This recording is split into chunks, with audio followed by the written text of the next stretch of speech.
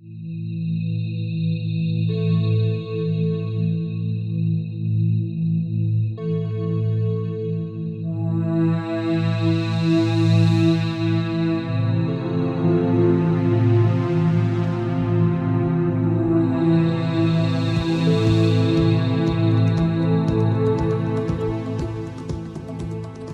the Arabian Sea to the west, the Indian Ocean to the south, and the Bay of Bengal to the east, the nearly 8,118-kilometer long Indian coastline is one of the most densely populated regions in the world, with an average of a village every 2 kilometers. It supports almost 30% of India's population and is home to an estimated 4 million marine fisherfolk that derive their livelihoods from the sea. India is the 7th largest marine fishing nation in the world, with an approximate production of a whopping 3.78 million tons. Not only does India's traditional fisheries contribute significantly to food security, it provides direct employment to a large self-sustaining community. These figures paint a rather favorable picture of our fishermen. Yet, the reality may present a contradictory image, harsh and unfair at times. The traditional fishing community has always struggled against natural and human threats to their coastal habitats. And now, the question of how far global climate change is going to impact them is being raised. How and to what extent will these areas be able to retain their residential and economic value in the years to come? The answers may well be explored within the views and perceptions of the coastal fishing communities.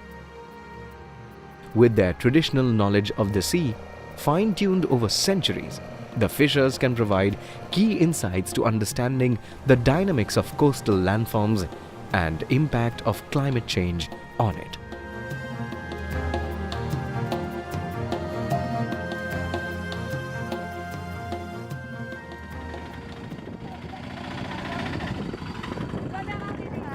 We began our journey from the state of Andhra Pradesh, which is situated on the east coast of India. With a 900-kilometer long coastline, it supports almost 8,70,000 fishers living mainly in traditional fishing communities. We travelled through Kakinada to understand from the fish workers if they had, over a period of time, perceived any changes in their sea and shoreline. Driving along, we noticed a stone wall lining the entire stretch.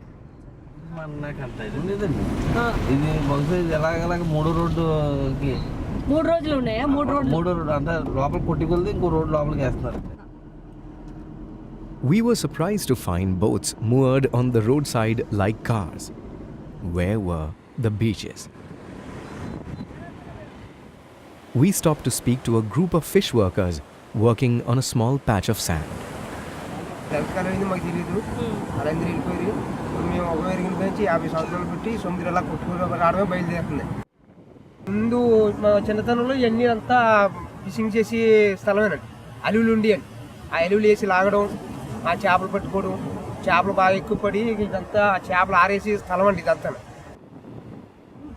సముద్రం మా చిన్నతనంలో అయితే చాలా వరకే లోపలికి ఉండేదండి. ఇప్పుడు అంతా కొట్టుకుపోయింది.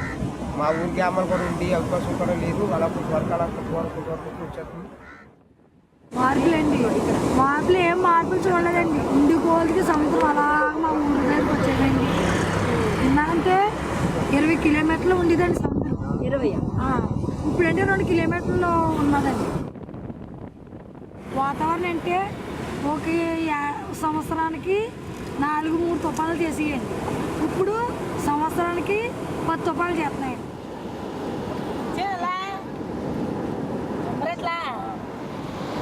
గతంలో చేపలండి ఈ చేపలండి ఒకటండి. అంటే అప్పుడు చేపల వేటలో మాకు ఎక్కువ చేపలు పడేయండి. The coast is the interface between the land, ocean and atmosphere and is shaped as much by natural forces as human influences. Nearly 43% of India's coastline consists of vital stretches of sandy beaches which are integral to the life of traditional fish workers. They are a secure extension of the village, where fish workers land and moor their boats, trade their catches, dry the fish, and mend their nets. Beyond livelihood support, beaches are central to the local communities in a socio-cultural context. For a fish worker, life without a beach is unimaginable and a huge handicap. Now because monsoon there is some erosion there, and this year the erosion has come little more inside. We make big hue and cry, go and dump some stones there, and that is those stones, it is preventing the beach to come back, and it becomes an area of permanent erosion. So it adds to the vulnerability because of the anthropogenic intervention. Traveling further, we reached Uppada village, one of the first fishing villages to have experienced severe shoreline degradation. Formerly, some 30 years back, it has a wider beach of about 1.5 kilometers from here. See, this village is for beach landing operations.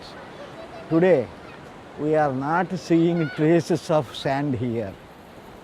During last 10 years, this is extended, this beach is completely eroded, half the village is lost and half the village is relocated somewhere. As observed by the fish workers of Kakinada and Uppada, there were disruptions in the physical and biotic environment of the coast. Clearly, large tracts of beaches along the Andhra shoreline were being eroded by the sea. We have a now clear map of the sea level rise all along the Indian coast, and we can very clearly say that which districts are more vulnerable to sea level rise. 1 millimeter, everybody will think it's a very trivial matter. Why you are bothered about 1 millimeter rise? But it is really, really serious, because 1 millimeter rise in the sea level will flood at least about 10 or 15 square kilometer area nearer to the coastline.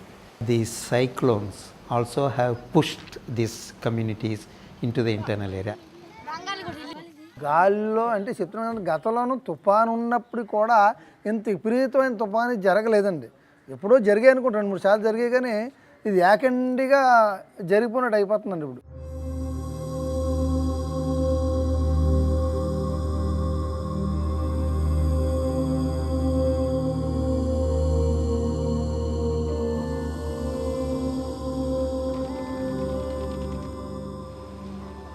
Researchers around the world are seeking answers to the question of how rapidly and to what extent climate change will impact our seas. Studies indicate a 40% loss of ice cover since the 1980s due to increase in global temperatures. Sea levels worldwide have been recorded to be rising at the rate of 3.5 millimeters per year since the early 1990s. Mainly as a result of thermal expansion of the ocean and melting of glaciers and ice caps. This could also lead to large-scale inundation of low-lying areas along coastlines.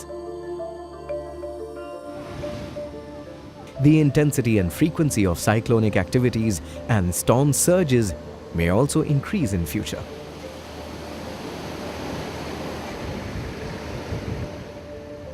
An India country study published by the Ministry of Environment and Forests in 1995 projected that a 1 meter sea level rise could put as many as 7.1 million people at risk of displacement. Submergence of land and fish working beaches will push this already vulnerable fishing community to the very edge of survival. According to a recent report, challenged coast of India, 1,500 kilometers of beach has been eroded to various degrees. This is almost 25% of India's shoreline. But how much of this can be attributed purely to thermal expansion of the seas and rising sea levels?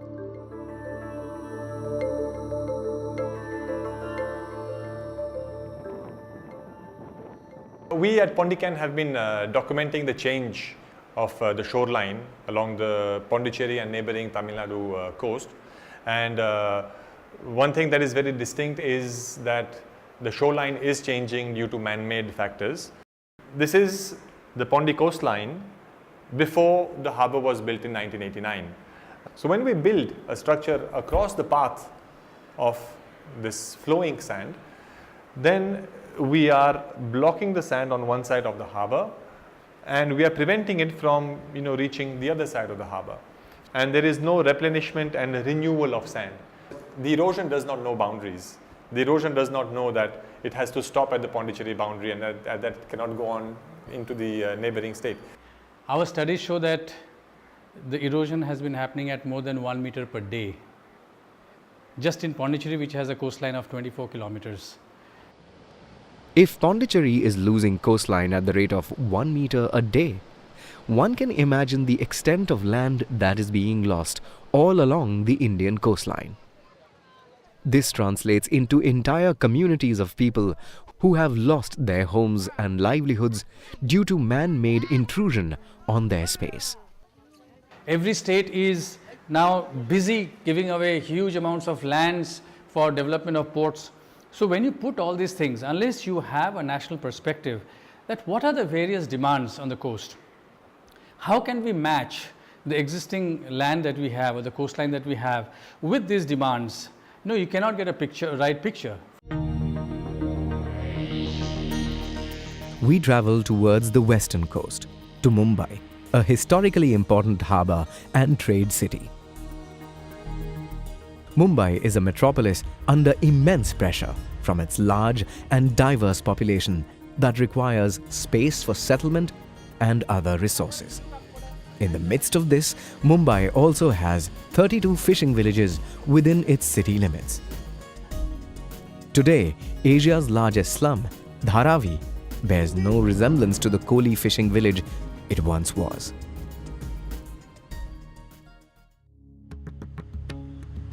The fishing community of Mumbai has been pushed to the fringe with their traditional domain engulfed by real estate invasion, pollution, and shrinking work areas. And now, there is the added threat of climate change impacts.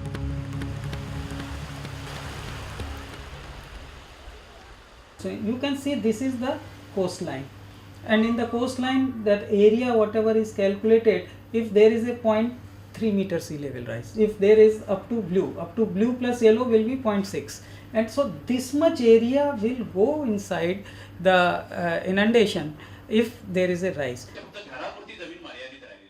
In a meeting with the Bombay Municipal Corporation, we heard fish workers from urban fishing villages voice their struggle for space.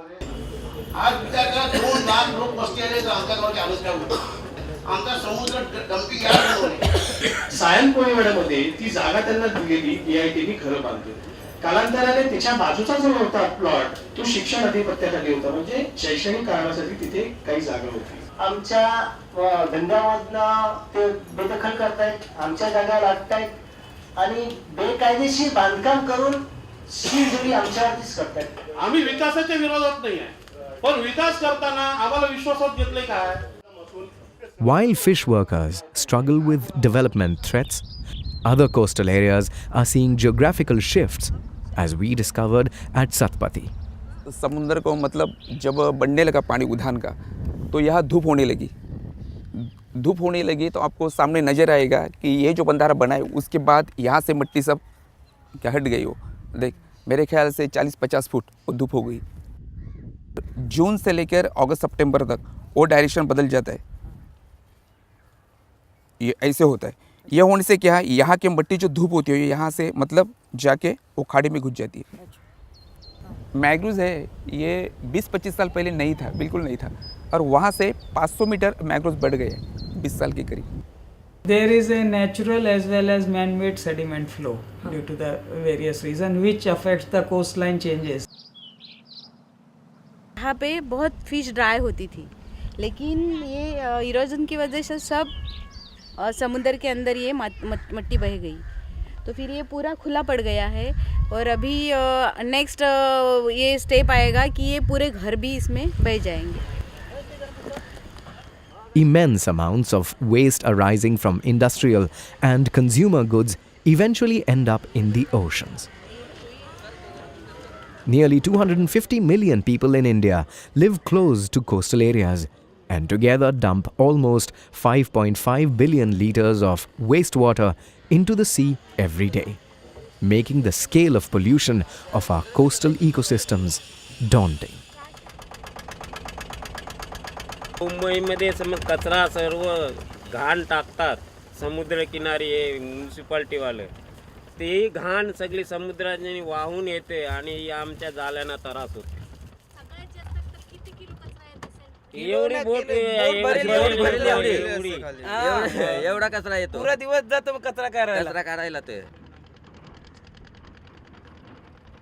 3-4 net ऐसा लगाते हैं पानी में तो इतना मच्छी आता है ये रात भर जाली मारते मारते अभी कल का मच्छी है पूरा काला हो गया है मच्छी ये झींगा है देखो कैसा है खराब हो गया है झींगा कल का खराब हो गया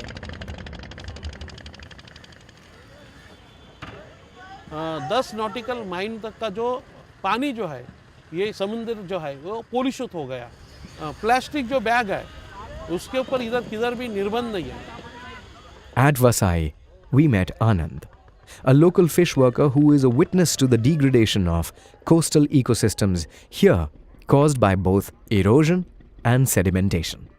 पूर्वी आमच्या सगळ्या बोटी इथून इथे राहायच्या आमच्या किनारी राहायच्या ते तिथपर्सर तर आता त्या बोटी तिथे राहत नाही. दुसरी गोष्ट इथे इल्लीगल रेती उपसा चालू आहे. समुद्राची पातळी वाढल्या कारणाने ते पण एक रिझन आहे सँड इरोजनसाठी. परंतु आता जागाच नाही राहिली त्याच्यामुळे फिश ड्राय करण्यासाठी आमच्याजवळ जागा नाही आहेत. याच्यानी खूप म्हणजे आमची लोक पण आमच्या बाया लोकांना व्यवसाय काय राहिलेला नाही आहे. In the regular rhythm of traditional fish working, once the fish catch comes in, the bulk of the buying and selling from the beach to the harbour is handled by the women of the community. Forming a key link in the fisheries economy, they are virtually the backbone of fishing families, ensuring that money comes in whether the menfolk have brought in a good catch or not. मछली समुंदर के किनारे जब आती है landing centre पे तभी से सब काम महिलाओं का रहता है. वो फ़िश को डिवाइड करेगी, फिर उसको सुखाएगी, नहीं तो कोई बेचने लायक उसमें से मच्छी निकालेगी और फिर वो मार्केट जाएगी.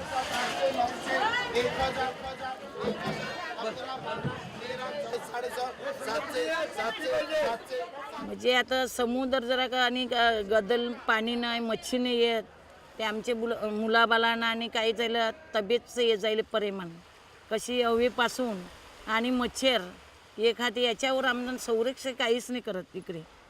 वातावरण एकदमच बदल झालेले वातावरणाचं. कैसा है हवा ज़्यादा आती है या दिवसामध्ये असा वारा बारिश के जैसा भी होता है. उनका एजुकेशन कम होने की वजह से उनको क्लाइमेट चेंज ये वर्ड भी कभी सुना नहीं है. वो सिर्फ इतना बोलेगी कि अभी हमने मच्छी सुखाने को डाला था बारिश आ गई.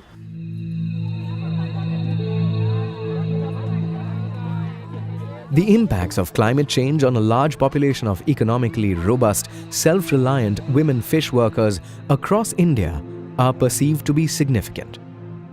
This will be an irretrievable loss in multiple contexts, be it linked to resource, gender, livelihood, economy, or basic individual identity and security. A loss that is seldom factored at the government policy level. बहुतेक मच्छी कमीच आहे समुद्रात. कधी आता जवळ लहान बोटी घेतल्या त्यांना मच्छी नाही मिळत ते लोक घरी बसल्यात.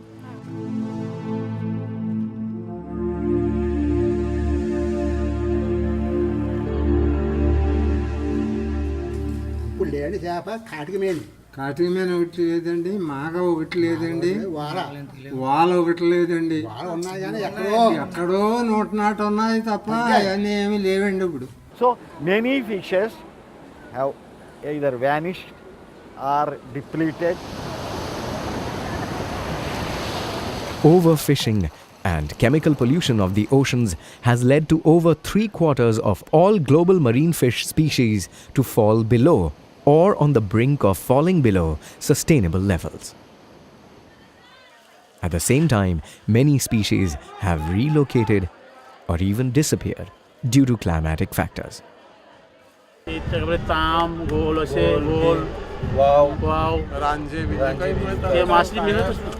धंद्यामध्ये जाम बदल झाला आहे. म्हणजे अगोदर आम्ही 3 दिवसामध्ये 4 दिवसामध्ये यायचो.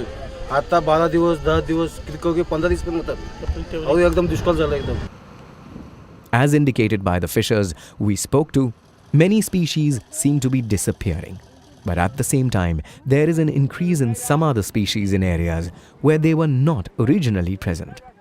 The population of oil sardine was 0 in the Tamil Nadu coast. But now, in the last 5 years, oil sardine has emerged as the single largest fishery along Tamil Nadu coast. We strongly believe that these are due to changes in the climate. Chlorophyll concentration has tremendously increased due to favorable wind and current pattern. The varied perceptions of traditional fishers, as recorded by us, clearly reflect the irreversible decline of India's coastal zones due to development activities as well as climate change processes. Communities that depend on natural resources for their livelihoods will always be more vulnerable, more so in the long run when climate change impacts are expected to intensify. But can climate be viewed as a standalone entity, isolated from the already existent issues faced in the fisheries sector? The maximum impact is by the overfishing, followed by pollution, and then habitat degradation. Number 3, I will put climate change as the last one.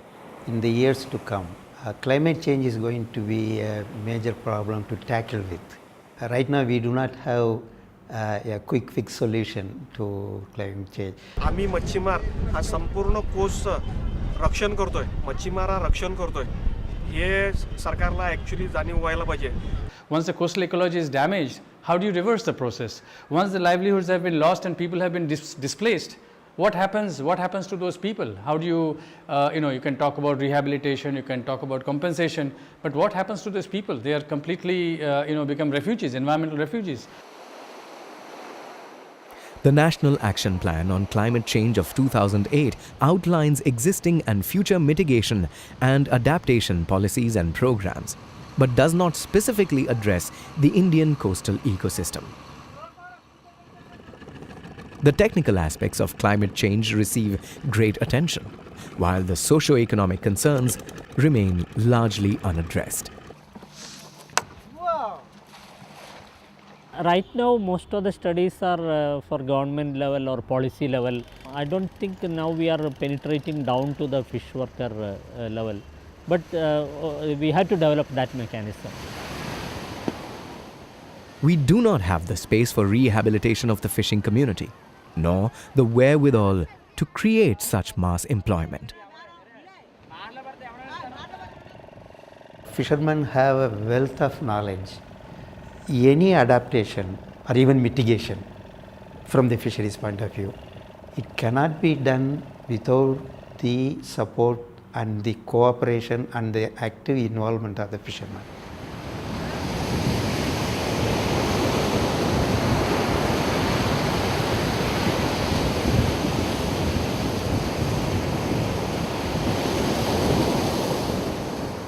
नाही आमचं ते हवामान बघून आम्हाला समजते हवामान बघितलं याला निघालं ना का वादळ निघालं काय निघालं आम्हाला समजते बरोबर ते काय असं वारा निघेल काय ढग निघतील असं काय होतं मग पाणी लाटा उठावं लागतील त्याच्या समजा का वादळ निघणार आहे. ये फिशिंग सिर्फ फिशरमैन के ही खाने पीने का इंतजाम नहीं करती है, बहुत सारे पेट पालती है. What do you train them to do now? Can they leave their fishing livelihoods and become masons and carpenters and whatever? आता याच्या नंतरची पिढी काय करणार ते मोठी परिस्थिती आहे. It is imperative that immediate attention is given to the prevailing threats to the traditional fishing communities before the potential impacts of climate change becomes another area of concern. In addition to overfishing, pollution, habitat degradation, and competing interest on coasts from industries, ports and all, climate change or variability events like inundation will exacerbate the vulnerability of small-scale fishing communities of India's coastline.